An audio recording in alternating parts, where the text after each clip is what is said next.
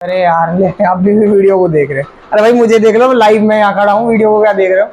हाँ तो अपने पास क्या टर्म आई, ये दो क्वेश्चन अपन ने करे। थर्ड क्वेश्चन थोड़ा बहुत सोचा भी है, बिल्कुल कुछ भी नहीं सोचा उसके बारे में, कुछ भी नहीं सोचा। हर्षवर्धन घर जाकर वापस आया ना, सीधे ही क्वेश्चन करे थे ट्राई, इसको छोड़ के बाकी दोनों ट्राई किए थे।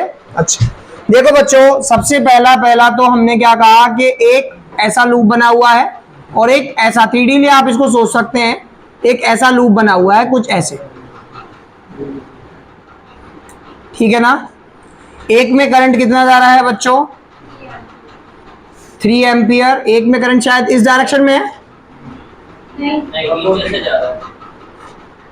इस डायरेक्शन में है, ठीक है।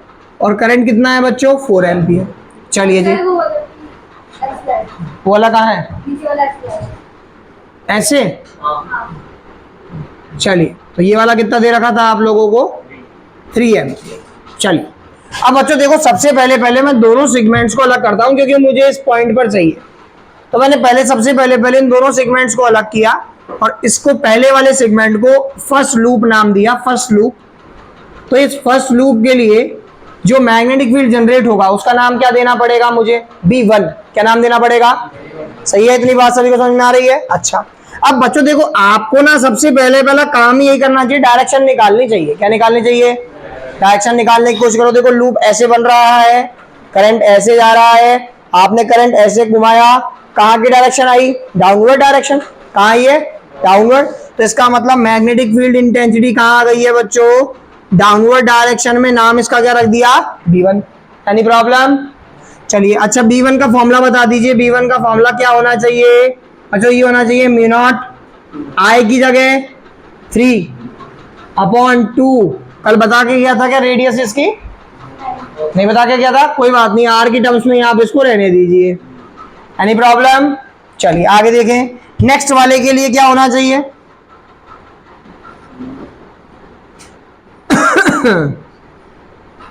नेक्स्ट वाले के लिए क्या, ये नेक्स्ट वाला लूप जो है कुछ इस तरीके से है। बताइए इसमें करंट जा रहा है कैसे, देखो लूप को 3D इमेजिन करें, करंट जा रहा है ऐसे, नहीं हाँ करंट जा रहा है ऐसे, ठीक। जब करंट ऐसे जा रहा है, नहीं ऐसे जा रहा है ना करंट, यूं जा रहा है, देखो ऐसे रखा हुआ है करंट यूं, तो इसका मतलब करंट जा रहा है ऐसे, ठीक है। क्या इमेजिन कर पा रहे हैं, इमेजिन करवाएं। किसी के हाथ कड़ा है क्या, कड़ा देना एक बार।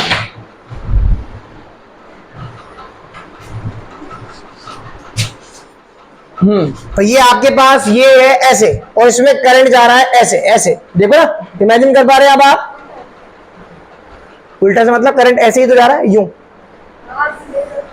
बेटा वो तेरे देखने में ऐसा लग रहा है, पर वैसे तो ऐसे ही है ना, तू वहां से देख रही है इसलिए ऐसा लग रहा है, पॉइंट ऑफ व्यू का फर्क है, POV, ठीक है।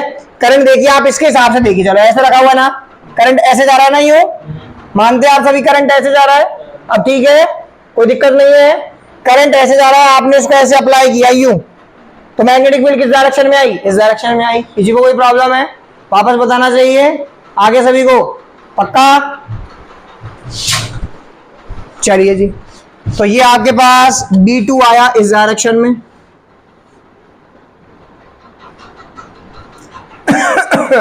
और ये जा रहा है कुछ ऐसे। इसका फॉर्मूला बताओ, B2 कितना आना चाहिए, जल्दी बताओ। म्यू नॉट 4/, भाई साहब मुझे पता है कि B कैसी क्वांटिटी है, वेक्टर क्वांटिटी है।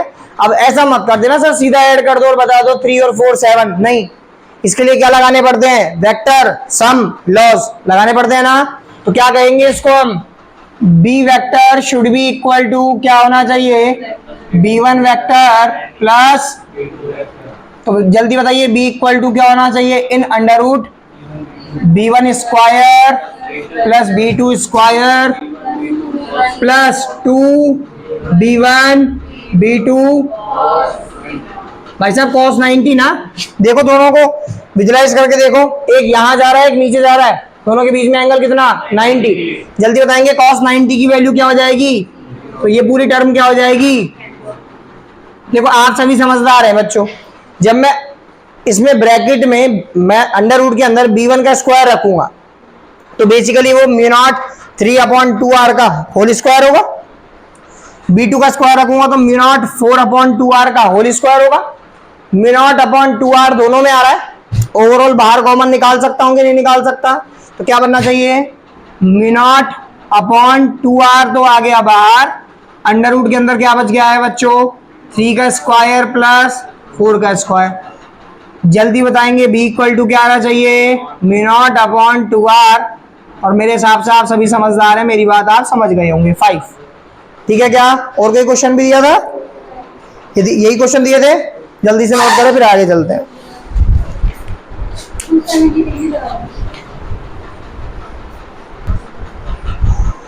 हाँ भाई, इसके बाद देखो बच्चों, एक और अच्छा क्वेश्चन हम देखने को दिखता है। आपके पास क्या है? एक स्क्वायर है जिसकी लेंथ L है, ठीक है। एक करंट कैरिंग स्क्वायर है जिसकी लेंथ कितनी है? L। आपको उसके सेंटर पर magnetic field intensity find out करनी है। ये भी एक इंपॉर्टेंट क्वेश्चंस में से एक है, ठीक। चलिए, तो ये आप लोगों के पास आया एक स्क्वायर कुछ इस तरीके से, कुछ इस तरीके से स्क्वायर आया, ठीक। नाम बताओ क्या रखें इसका? चलो इसका नाम रख देते हैं PQRS। इसकी लेंथ कितनी? L L L and L, ठीक है क्या? यहां पर एक सेंटर है जिस पर वैल्यू क्या है? O है, ठीक। करंट हमने इसको क्लॉकवाइज डायरेक्शन में करंट दे दिया है ऐसे, ठीक है क्या? अच्छा, बस इतना ही दे रखा है क्वेश्चन में। अब आपको क्या बताना है कि सेंटर पर मैग्नेटिक फील्ड इंटेंसिटी क्या हो। थोड़ा सा सोचूं मैं अगर, तो आपको नहीं लगता क्या कि इन चार, ये जो एक स्क्वायर है, आप इसको एक स्क्वायर ना मानते हुए 4 साइड्स मान लें, है ना, और फाइनाइट लेंथ की एक रॉड मान लें, ठीक है सर। अब अगर एक फाइनाइट लेंथ की वायर है तो उसके लिए फॉर्मूला अभी मैंने कुछ टाइम पहले ही ड्राइव कराया। फॉर्मूला क्या होना चाहिए? Mu naught I upon 4 pi d bracket में sin phi 1 plus sin phi 2। Clear है इतनी बात? अच्छा, बात यह है सर, करंट की वैल्यू हमारे को पता है, डिस्टेंस हम निकाल लेंगे जो d है। phi 1 और phi 2 क्या हो, जिसको अपने यहां पर पुट करेंगे और आंसर आ जाएगा, ठीक है क्या? चलो बच्चों, आपको एक बात पता है ना, जब हम एक स्क्वायर की बात कर रहे हैं तो ये ओवरऑल ये जो डायगोनल है ये एक दूसरे से 90 90 90 90 पे होंगे, मानते हैं आप सभी इस बात को? और अगर मैं इसका बाइसेक्ट कर दूं तो बच्चों ये वाला एंगल कितना निकल कर आएगा? 45 डिग्री। ये वाला एंगल कितना निकल के आएगा? क्या केवल इसी लेंथ के केस में होगा या सारी लेंथ के केसेस में यही होगा? सभी लेंथ के केसेस में यही होगा, मानते हैं आप इस बात को? अच्छा, सभी लेंथ के लिए एक बार मैग्नेटिक फील्ड इंटेंसिटी निकाल लेते हैं। मैं पहले केवल और केवल QR के लिए निकाल रहा हूं, तो मैं इसका नाम लिख रहा हूं BQR वेक्टर। चलिए मेरा साथ दीजिएगा, बताओ क्या लिखना चाहिए मुझे? Mu naught I upon 4 pi d नहीं लिखूंगा यार, d होता तो d लिखता ना, L भी नहीं लिखूंगा, क्या लिखूंगा? L/2। मानते हैं ना इस बात को? क्योंकि सेंटर कितनी डिस्टेंस पर मिला होगा भाई? पूरी लेंथ L है, सेंटर कितनी डिस्टेंस पे मिला होगा? L/2 डिस्टेंस पे। क्या बना आपके पास? L/2। डायरेक्शन बताइए, डायरेक्शन बताने, हर्षवर्धन बताइए एक बार, डायरेक्शन O पॉइंट पे कहाँ होगी? इनवर्ड होगी, आउटवर्ड होगी? आउटवर्ड होगी भाई, मानते ना आप सभी? घुमाया हाथ, ये वाली साइड तो कहां जा रहा है? अंदर। घुमाया O पर कहां आएगा? बाहर। क्या लिखूं? प्लस प्लस का के कैप। अरे यार पूरा फॉर्मूला तो लिख लो, क्या होता है ब्रैकेट में? Sine 45 degree plus sine 45 degree, साथ में क्या लिख देंगे डायरेक्शन बताने के लिए? के कैप। चलिए जी, BQR वेक्टर कैंसिल हो जाएगा ये 2 टाइम्स, क्या बचेगा भाई? आवाजें आ रही हैं यार। 2 बाय L, क्लियर हुआ क्या? साइन 45 साइन 45 साइन 45 1/√2, दूसरे वाला भी 1/√2, overall 2/√2, overall √2।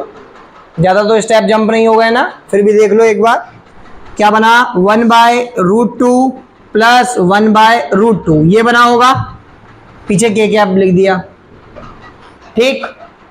1 kilo plus 1 kilo कितना होता है? 2 किलो। ऐसे 1/√2 एक बार, 1/√2 एक और बार, मिलके कितने बनेंगे? 2/√2। तो क्या बनना चाहिए बच्चों ये आपके पास? 2/√2। ठीक है, अभी एक स्टेप आप ये भी कर सकते हैं बच्चों, इस 2 से इस 2 को क्या कर दें, कैंसिल कर। क्लियर हुआ इतना सभी को? तो जल्दी से बताइए बी क्यू आर वेक्टर क्या ही बनना चाहिए बच्चों आपके पास? May not I upon √2 pi L, साथ में क्या बनना चाहिए बच्चों, के कैप।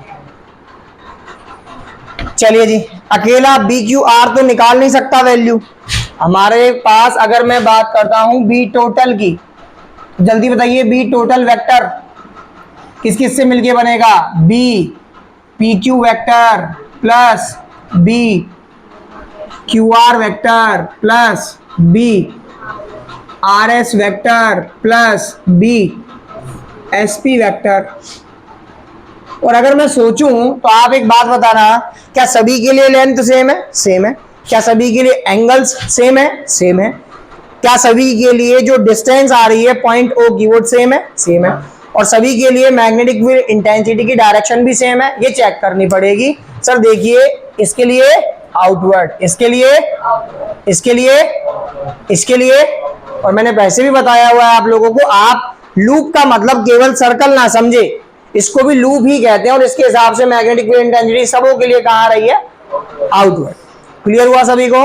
तो क्या बनना चाहिए बच्चों, ये बी मैं लिख देता हूं एक बार इसको, B P Q vector should be equal to B Q R vector should be equal to B R S vector should be equal to B S P vector. तो जल्दी बताएंगे, B total vector equal to क्या बनेगा? B 4 B Q R vector. तो जल्दी बताएंगे B total vector equal to कितना बनेगा? जल्दी बताओ। 4, और साथ में क्या बनना चाहिए? मे not I upon √2 pi L, और साथ में क्या बनना चाहिए बच्चों? के कैप। कैंसिल कर देंगे तो क्या बचेगा? 2√2। क्या बनेगा?